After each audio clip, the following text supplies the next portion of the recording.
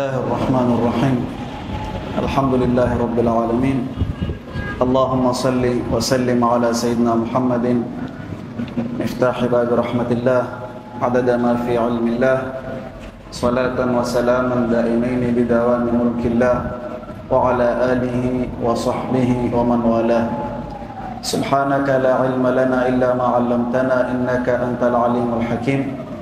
رب اشرح لي صدري ويسر لي أمري واحلل عقدة من لساني يفقه قولي واهد قلبي وسدد لساني بحق سيدنا محمد صلى الله عليه وعلى آله وصحبه وسلم. الحمد لله kwa fursa ya kutujalia kuendelea na darasa yetu ambapo kwamba tumepatia unwani ya nguzo za dini, ikiwa leo tuko katika darasa ya pili. Jana alhamdulillah tumeeleza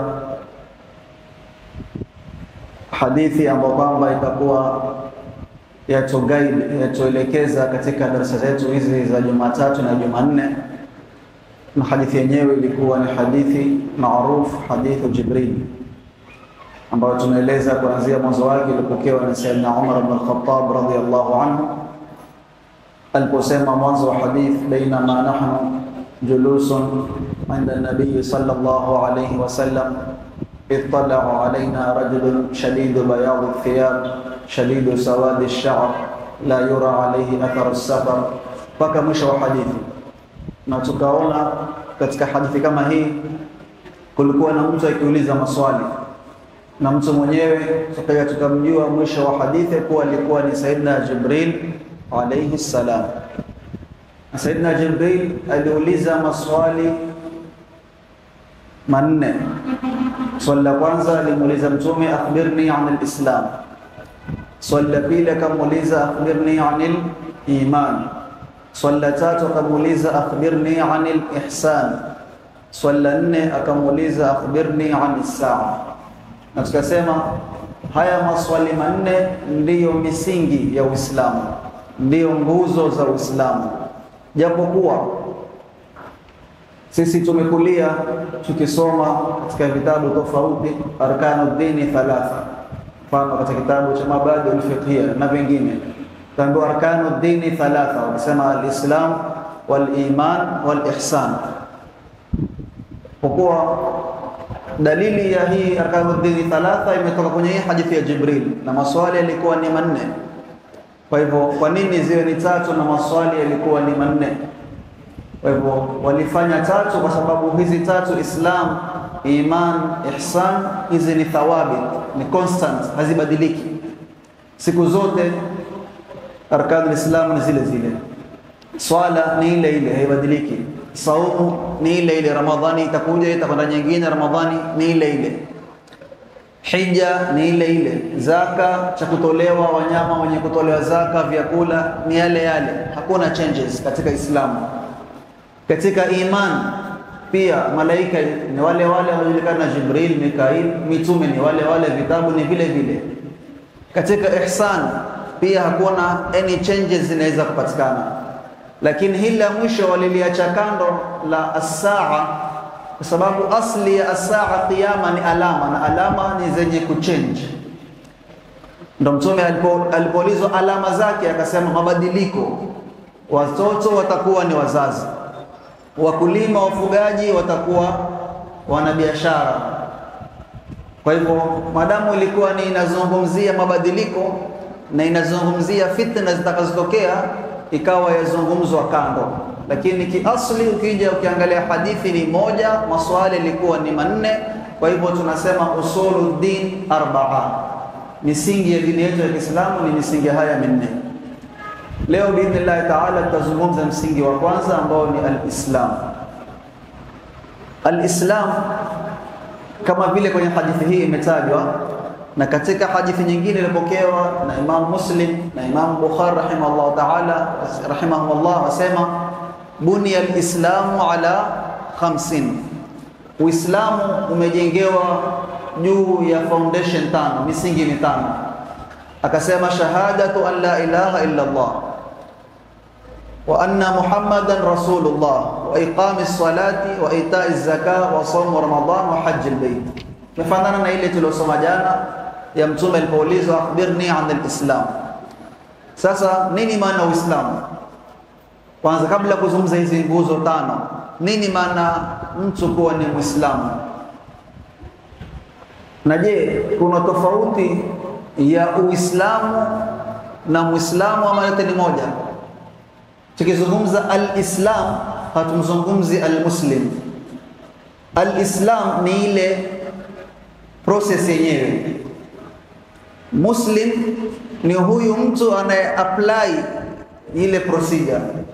Na siku zote mtu katika ku-apply aweza kupata, aweza kukosa. Lakini kile kitu chenyewe huwa kina makosa.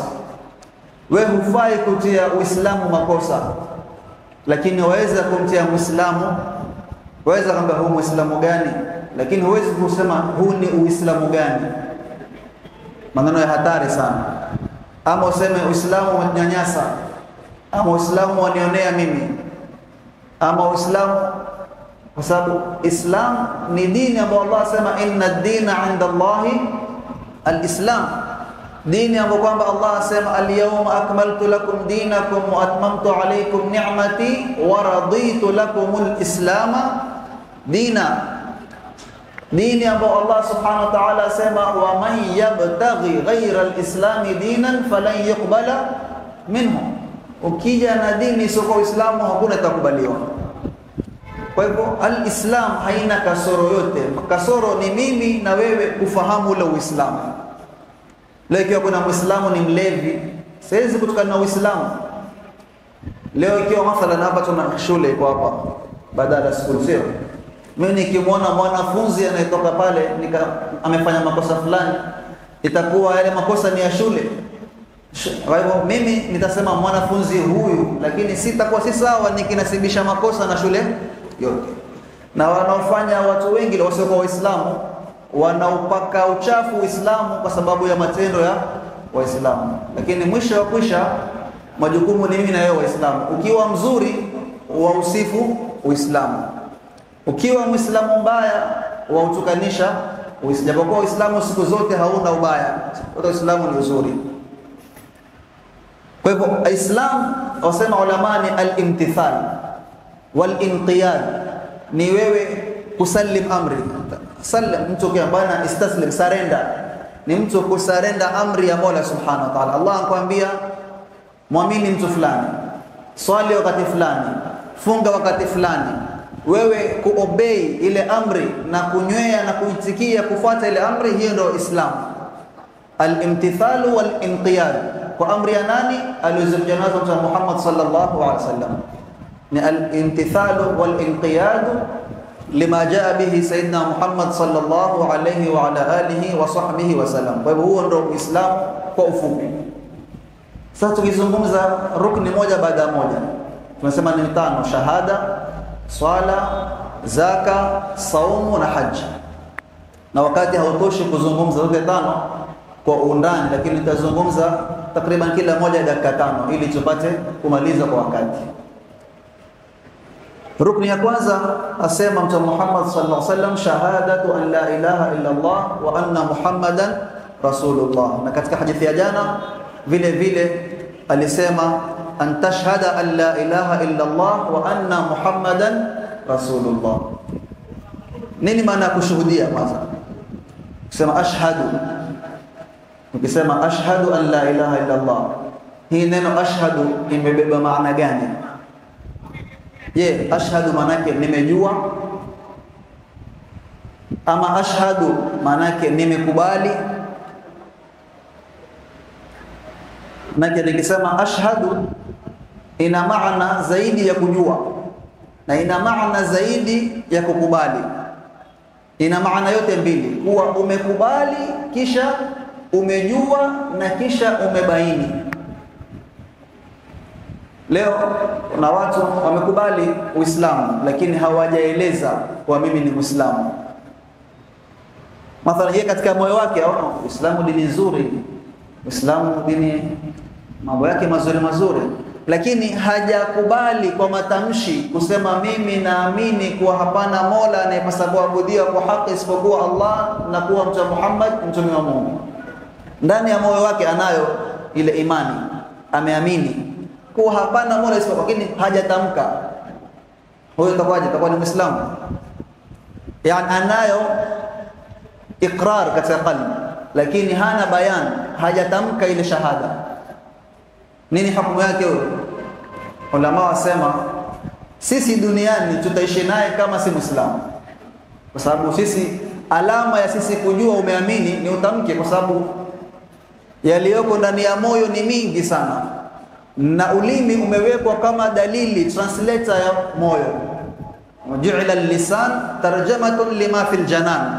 Huu ulimi umewekwa, mimi leo nikiwa nasikia njaa, ndani ya moyo nina hakika nasikia njaa, lakini nikikaa mbele yako utajua nasikia njaa mpaka nisema nasikia njaa, sio nitasaidika. Lakini ikiwa mimi naamini tu nasikia njaa, ama ninampenda mtu, ndani ya moyo wangu nimempenda, iwe ni mke sawa, ni rafiki, nimempenda ndani ya moyo wangu, lakini sijawahi kumtamkia mimi nakupenda, nitasaidika? Sitosaidika. Kwa hivyo na vile vile Uislamu haitoshi kuwa wewe unayo imani katika moyo wako, lazima ujieleze kuwa mimi nimeikubali hii dini. Na ukishaikubali ndio sisi tutakutreat kama Muislamu mwenzetu, tutakula chinjo chako, ukifa tutakuzika kiislamu, jeneza yako tutahudhuria, ukija kuoa kwetu tutakuozesha, utakuwa wewe ni Muislamu mwenzetu. Lakini ikiwa unayo kwenye moyo hujatueleza, sisi duniani tutaishi na wewe kama kafir. Mola Mungu mwenye ajua, atakukubali, atakusamehe. Na ulama wengi wasema maadamu ndani ya moyo wake alikuwa na imani, kuna tamaa kubwa Mungu kumkubali. Bali baadhi ya madhahibu wasema hata si sharti kutamka. Sisi kwetu Ahlus Sunna wingi wasema, jamhuri ulama, kuwa ni lazima utamke. Kisha kuna wapili opposite, ametamka lakini moyo hana kitu. Amekuja bwana kwambia mimi nakubali mimi Muislamu, yani anayo shahada kwenye ulimi, Uislamu wa ulimi, lakini moyo hana kitu. Hawa ndio kina wale kateremka suratul munafiqun, wallahu yashhadu innahum lakadhibun. Akwambia mimi Muislamu, aenda jihadi na mtume, iwaswali msikitini kwake, ahudhuria vikao vyake, lakini munafiq, ndani ya moyo hana imani, katika ulimi ana imani. Kwa hivyo ili uwe Muislamu wa kisawasawa ni uwe sawa ndani na nje, uwe Muislamu ndani ya moyo na ulimi wako ubainishe. Ndio maana shahada, yani an ta'lama wa tayqana biqalbika jaziman wa tu'lina al-islam, utangaze kwa mimi ni Muislamu. Isipokuwa ikiwa mtu ni bubu, hawezi kuzungumza, mtu ana udhuru, masala mengine tamam. Kisha kushuhudia huku, ushuhudie mambo mawili, si moja. Ushuhudie kuwa hapana anayepasa kuabudiwa kwa haki isipokuwa Allah, yani la ilaha la ma'buda bihaqqin illa Allah. Wako wanaabudiwa, lakini imani ni kuwa hakuna anayeabudiwa kwa haki isipokuwa Allah subhanahu wa ta'ala. Kisha yatosha, mtu akija hapa msikitini sasa atakusilimu, amekuja anasema ashhadu an la ilaha illa Allah, tayari Muislamu au Muislamu. Lazima ongeze nini? Wa ashhadu anna Muhammadan. Na hii ya kuonyesha namna gani Mola subhanahu wa ta'ala amemuinua daraja mtume wake Muhammad sallallahu alaihi wasallam. Ndio katika Qur'ani tunasoma sisi, wa rafa'na laka dhikrak.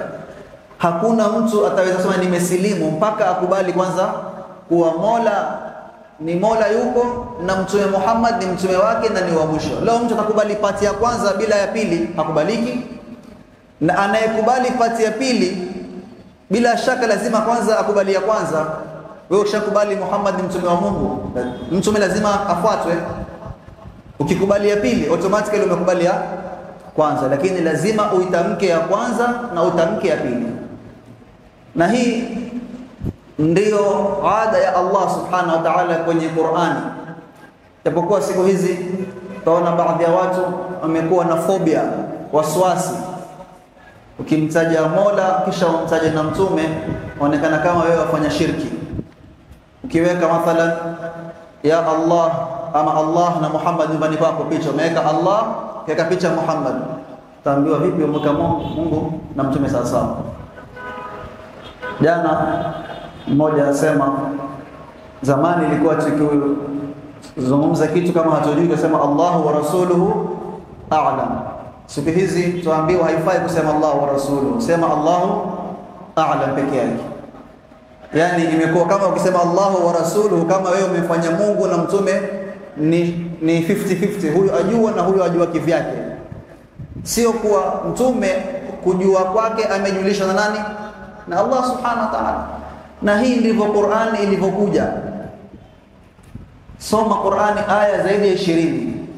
Allah asema kwenye Qur'ani, yasalunaka 'anil anfal. Jibu asema nini? Qulil anfalu lillahi war rasul. Allah asema wa man yuti'i llaha wa rasulahu wa man ya'si llaha wa rasulahu fa in lam taf'alu fa'dhanu biharbin min Allahi wa rasulihi innal ladhina yu'dhuna Allaha wa rasulahu. Aya chungu nzima. Wallahu wa rasuluhu ahaqqu an yurduhu. Ile aya inasema qul in kuntum tuhibbuna Allaha qul in kana aba'ukum wa abna'ukum paka mwisho, ahabba ilaykum min Allahi wa rasulihi innal ladhina yubayi'unaka innama yubayi'una. Kwa hivyo ikiwa Allah kwenye Qur'ani kila mahali amemweka mtume pamoja na yeye, wewe leo waona hiyo itakuwa ni uchache wa imani, basi Qur'ani yenyewe itakuwa ina mushkil kwako. Sisi bila shaka tuamini hakuna mwenye kufanya, mwenye kutenda, mwenye kudhuru isipokuwa Allah subhanahu wa ta'ala. Lakini huyu Allah amesema wa rafa'na laka dhikrak, ndo akawa hata adhana waweza kuadhini bila kusema shahada la ilaha illallah, takuna adhana hapo. Waweza kuswali bila kusema assalamu alayka ayuha nabii wa rahmatullahi wa barakatuh. Waweza kuswali bila kusema shahada la ilaha illallah shahada anna muhammadar rasulullah. Waweza kuswali bila kusema Allahumma salli ala Muhammad. Ndio ile warafa'na laka. Na kubwa kabisa aliyoinuliwa ni kuwa hakuna mtu kusilimu mpaka amtaje Muhammad sallallahu alaihi wasallam. Kwa hivyo hiyo ndio maana ya shahada kwa ufupi. Mola subhanahu wa ta'ala ajalie wenye kuifuata na kuifanyia kazi. Nguzo ya pili ni iqamatus salat ama iqamus salat. Mtume amesema iqamatus salat, hakusema was-sala, hakusema musali, amesema usimamishe swala. Kusimamisha jambo, maana ya kwanza ukiambiwa wewe simamia ile jambo, maana yake utalifanya kwa moyo wako wote, utalifanya kwa effort yako yote, utafanya bidii ile jambo, usifanye tu kwa huna budi. Umesababu milioni kitoa jukumu watu 4 5 wafanye kishamba, wewe ndio msimamizi ile jambo. Sehemu yako yote, fikra yako yote utaiweka pale. Ndio maana iqamatus sala, maana yake uestablish sala. Mahali watu waswali uweke swala. Nyumbani kwako watu waswali, wewe isimamishe swala katika maisha yako wewe na maisha ya walio karibu na wewe. Maana nyingine ya kusimamisha swala ni kuwa wewe uswali swala anavyotaka Allah subhanahu wa ta'ala.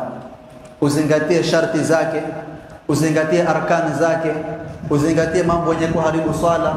Leo kuna watu wengi waswali, lakini swala ngapi za kubaliwa? Swala ngapi sharti zake zimetimia? Kuja kwenye sharti ya swala kwanza kuna tahara. Tukienda pale tukitawadhi leo, wangapi udhu wao uko sawa? Mtume asema wailul lil'aqabi minan nar. Visigino hivyo watu, mtu yatawadha aweka mguu tu kwenye fereji, maji hayakufika kwenye kisigino yaje waswali.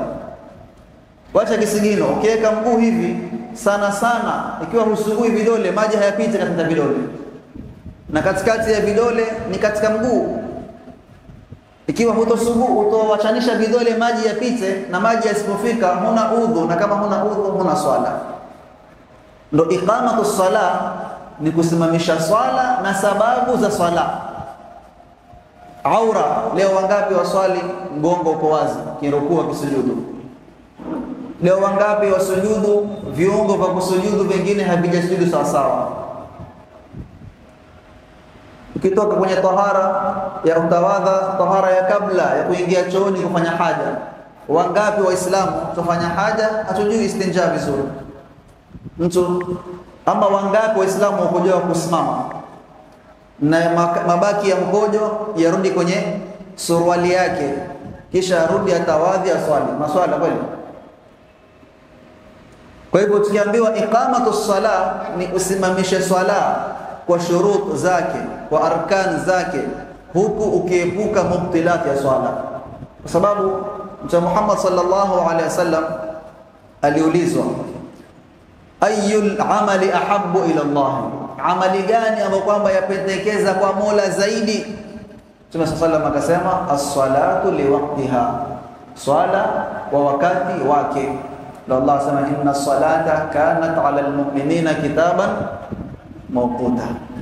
Na Mtume sallallahu alaihi wasallam akasema inna awwala ma yuhasabu bihi al-'abdu yawm al-qiyamah as-salah, fa in salahat salaha sa'iru 'amalihi wa in fasadat fasada sa'iru 'amalihi. Kitu amali ya kwanza itakayofanyiwa accountability, faili ya kwanza itakafunguliwa, na kuna faili nyingi. Kuna faili ya saumu, faili ya swala, faili ya zaka, faili ya hija, faili ya ndoa, faili nyingi ziko. Faili ya kwanza kufunguliwa ni faili ya swala. Faili yako ya swala ikipawa vizuri, mengine itakuwa sahali, na swala ikianguka, mengine itakuwa ni mtihani. Ndio Mtume sallallahu akasema al-ahdu alladhi bainana wa bainahum as-salah wa man tarakaha faqad kafara. Ulama ahlu sunna al-jumhur, Imam Abu Hanifa, Imam Malik, Imam Shafi'i wasema atakayewacha swala huku akiitakidi kwa swala haiko katika Uislamu, jahidan laha faqad kafara. Wote Imam wanne. Mtu anayewacha swala huku akiamini kwa hii swala haimo, ama swala badili ya 5 kwa ni 3, ama dhuhuri ni raka 2, amekanusha swala, huyu ni kafiri moja kwa moja. Na yule kwamba haswali kwa uvivu, jamhuri wasema kuwa ni fasik. Na fasik hufai kula chakula chake, hufai kusuhubiana naye. Fasik hafai hata kuwa shahidi kwenye nikah, wala hafai kutoa ushahidi kokote. Ndio taona namna madhambi yalivyoenea na ufisiki umekuwa mwingi siku hizi. Kifanya nikah, ulama wameweka mwisho wa khutbatul nikah asema qulu astaghfirullah, sio ile ni kwa sisi wingi ni mafasi. Sasa ile istighfari ya kuleta katika uaminifu tena ya ukitubia umerudi ndio uweze kushuhudia nikaha ipate kusihi. Maana wingi wetu kama si fasik kwa ajili ya swala, ni fasik kwa ajili ya kusengenya, fasik kwa ajili ya upande mwingine. Nasallallahu alaihi. Ndio ulama kina Imam Ghazali wasema yani zama zake Imam Ghazali, yani karne 8 nyuma huko, asema kupata mtu ambaye si fasik ni nadra sana. Sisi tusemani sasa watu wetu. Nasallallahu alaihi subhanahu wa ta'ala atuhifadhi. Kwa hivyo as-sala, kusimamisha swala, na haya yote hayapatikani mpaka tusome. Uwezi kwa Ramadhani kwa darasa 8 ukajua sharti za swala na arkani, lazima tusome. Na lazima tusomeshe watoto wetu swala. Mtume Muhammad sallallahu alaihi wasallam asema muru auladakum bis-salati wa hum abna'u 7. Tunasema watoto wenu waamrisheni kuhusu swala wakiwa miaka mingapi? 7. Sasa mimi nikikwambia mtoto wako akifika miaka 7 muamrishe aswali, ina maana amesoma lini? Ikiwa miaka 7 muamrishe fanya nini? Ule unamwambia swali, maana yake tayari ushamsomesha kuswali. Kwa hivyo kabla ya miaka 7 ufanye nini? Uanze kumfundisha. Alhamdulillah, siku hizi watoto nyumbani, mkiwa kweli waswali nyumbani, ama mke wako yaswali, mtoto kama naye asujudu automatically. Ni fitra, Mola ametuumba hivyo.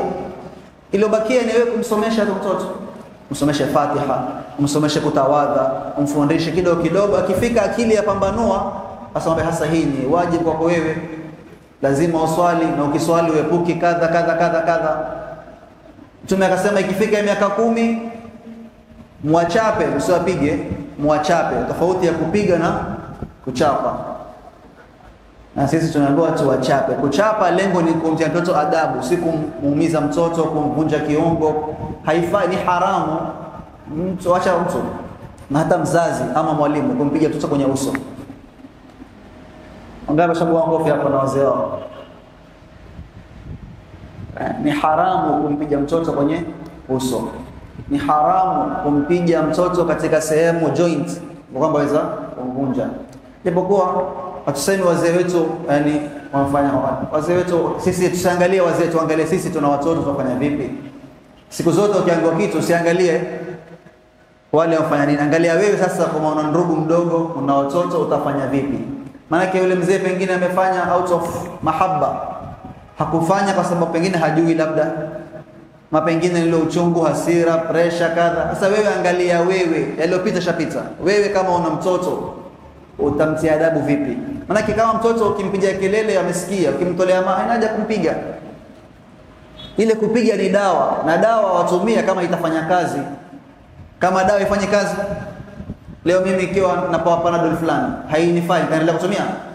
Tafuta dawa tofauti, sio? Nimekwenda kwa daktari huyu hakunifaa, nitakwenda kwa daktari. Lakini wewe mtoto wako umempiga, bado umempiga tena, haisaidii kitu. Angalia, mara nyingine pengine dialogue ukizungumza naye ataelewa.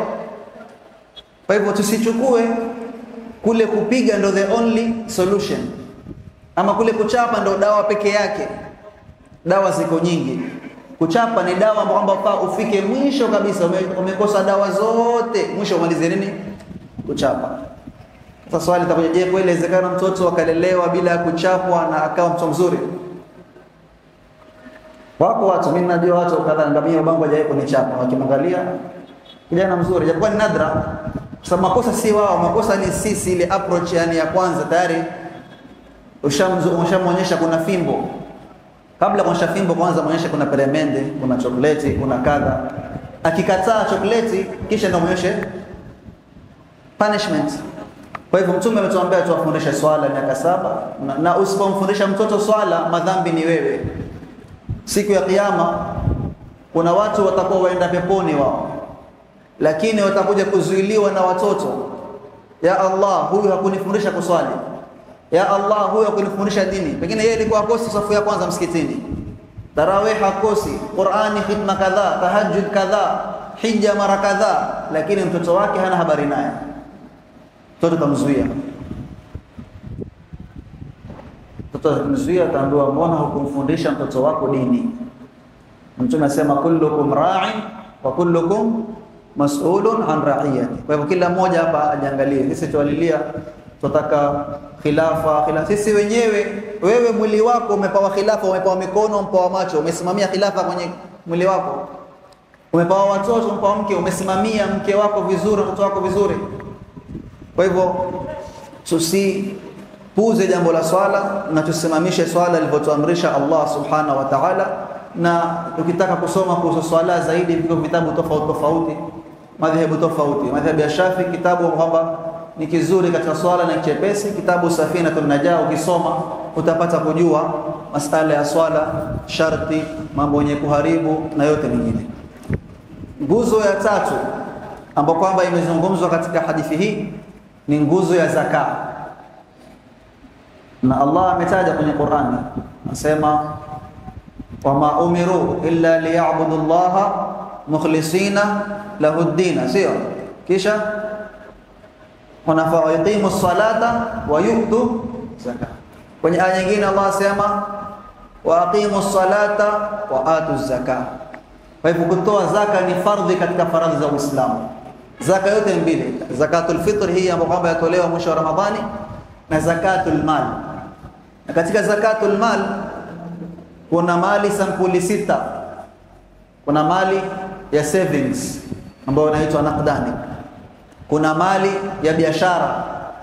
Mimi nauza biashara kwa nyumba, nauza magari, nauza makapet, nauza feni, nauza taa, nauza tomato, nauza mahindi. Sawa? Nauza mikate na keki. Yale yote nayouza, ile ni zakatul mal, zaka biashara, zakatut tijara. Kuna zaka ya mifugo, al-an'am, ngamia, ng'ombe, mbuzi na kondoo. Kuna zaka ya mazao ya nafaka, cereals, mahindi, ya ukulima, yani ambao ukulima wenyewe ni ukulima imma cereals, hizi nafaka, ama matunda ya zabibu na tende. Kuna zaka inaitwa ar-rikaz. treasure, umepata umenunua ploti, ukiangalia umetoa mali, ile mali ikawa ni kabla Uislamu, na kuna zaka ya maadini, umemaini upata dhahabu.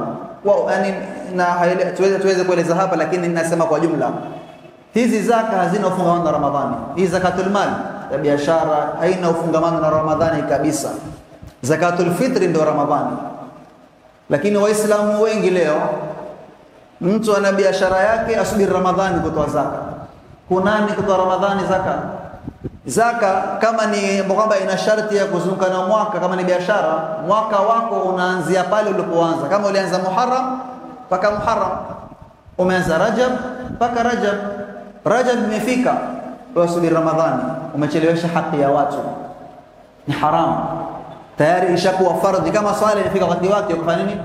Unachelewesha. Kweli Ramadhani mwezi mtukufu, mwezi wa fadhila, lakini waweza kama wewe mfano zaka biashara yako ulianza Dhulqaada, baada ya Ramadhani kwa miezi miwili, ifika Ramadhani bado haijafika mwaka ukatoa kabisa, haina neno. Lakini wewe yako ilianza before Ramadhani na ishafika wakati wake, usubiri Ramadhani kutoa, haifai. Bora wewe utoe kabla Ramadhani, wakati wako umefika utoe zaka yako. Kisha katika zaka pia makosa yanafanyika mingi. Mtu kutoa zaka anapotaka yeye kutoa. Kuna msikiti wajengwa, tia pesa ya zaka. Ni madrasa, sijui yatima, sijui kisima, msahafu, hayo yote hayana mfungamano na zaka.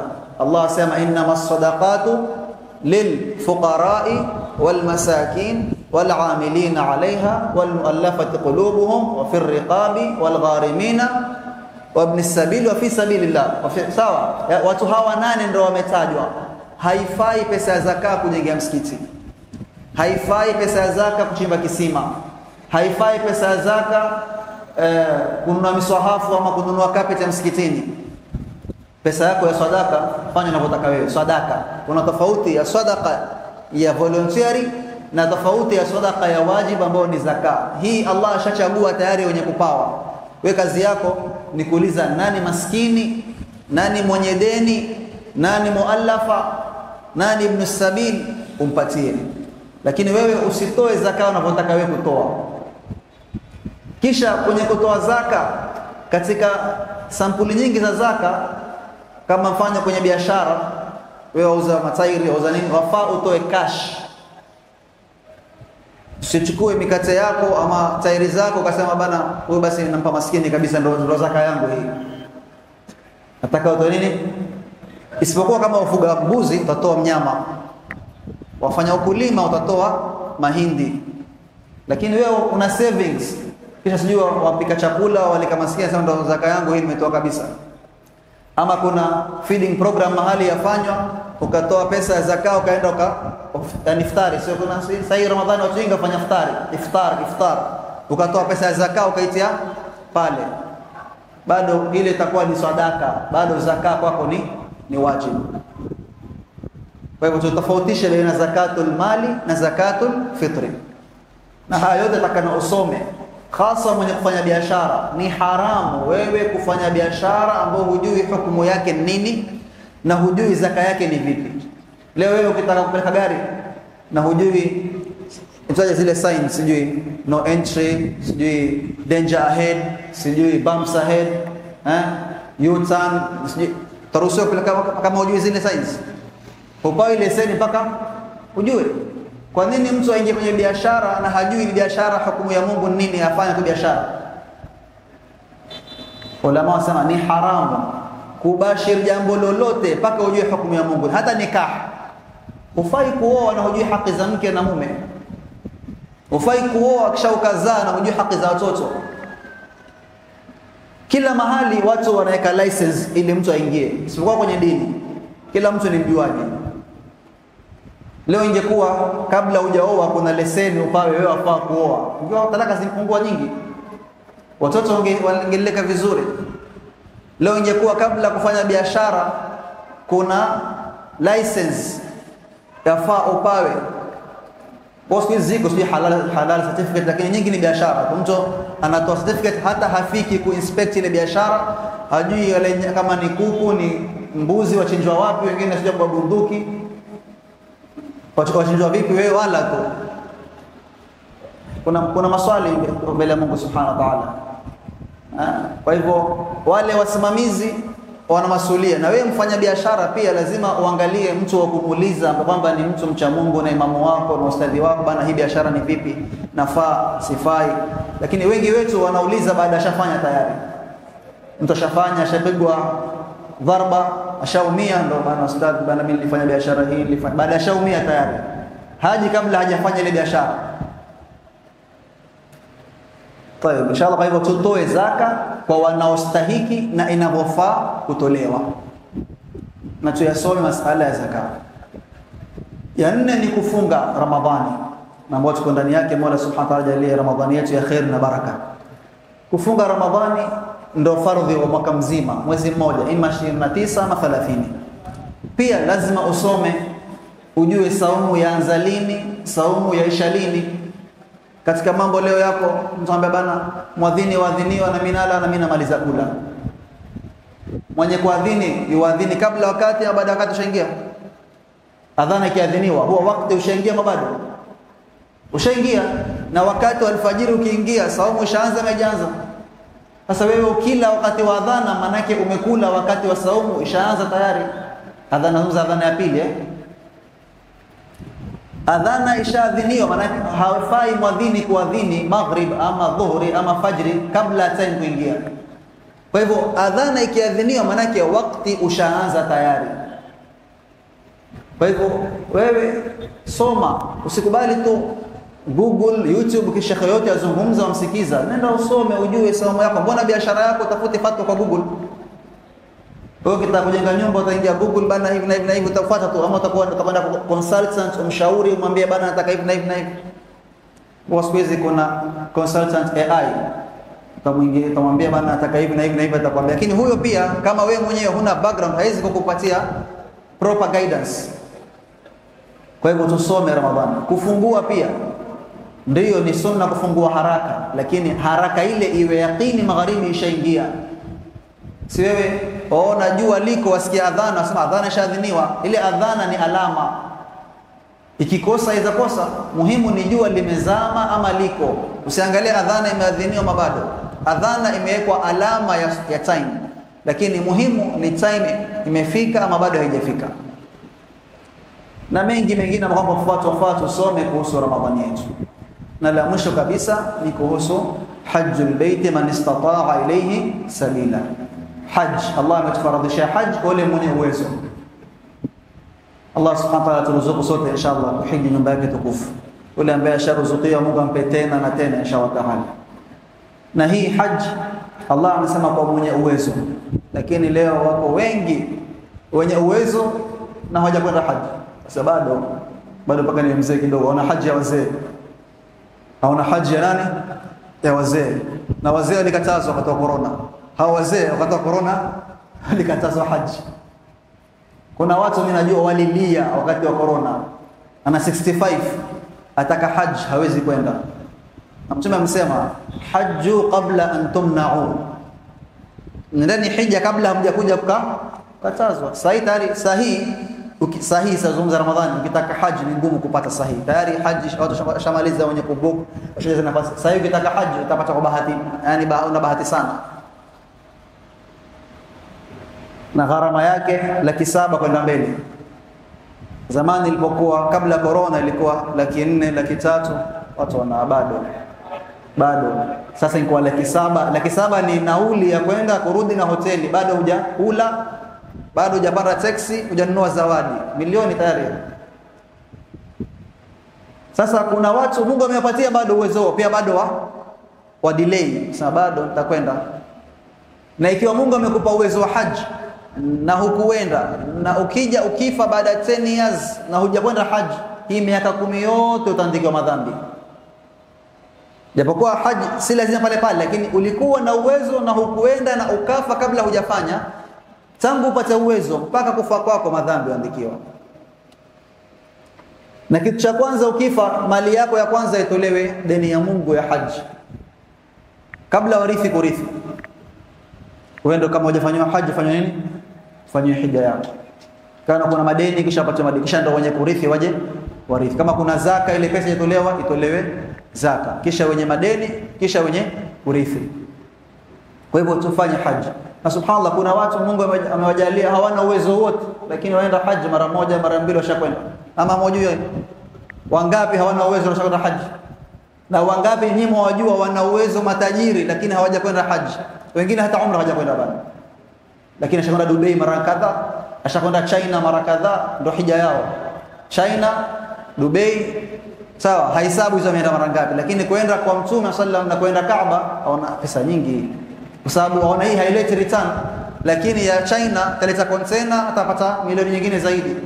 Amesahau kuwa akienda haji fadhila yake ni gani. Lakini Mungu anasema anayekwenda haji ni yule ambaye ameitikia tayari, wa adhin fi nnasi bil haji yatuka rijalan. Yule ambaye aliitikia adhana Nabii Ibrahim ndo atakwenda. Kwa hivyo Mola Subhanahu wa Ta'ala ajalie sisi sote inshallah tupate kwenda haji. Yule ambaye amekwenda Mungu amtakabalie, ampe na tena, na ambaye hajakwenda Mungu amjalie aende. Sema amin. Inshallah Ta'ala Mungu aturuzuku.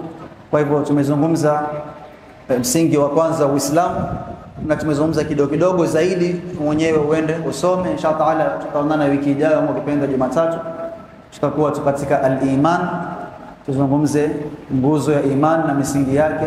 Mola Subhanahu wa Ta'ala jalie alladhina yastami'una al-qawla fayattabi'una ahsana, wa sallallahu ala sayyidina Muhammad wa ala alihi wa sahbihi wa sallam.